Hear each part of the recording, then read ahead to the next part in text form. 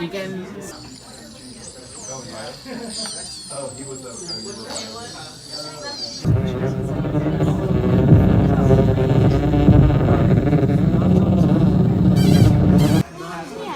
Yeah, I like that one. Oh, very cool. What's your favorite one?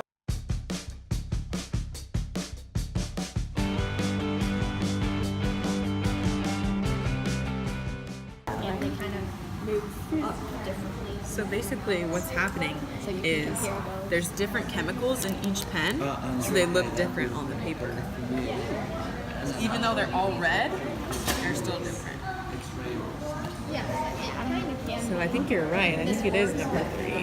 Which two match with each other? These two?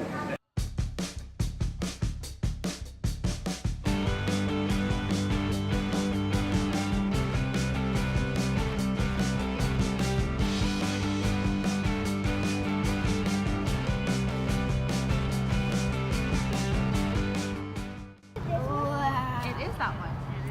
It is. This one, look, it could get, Wow. turning You into were right.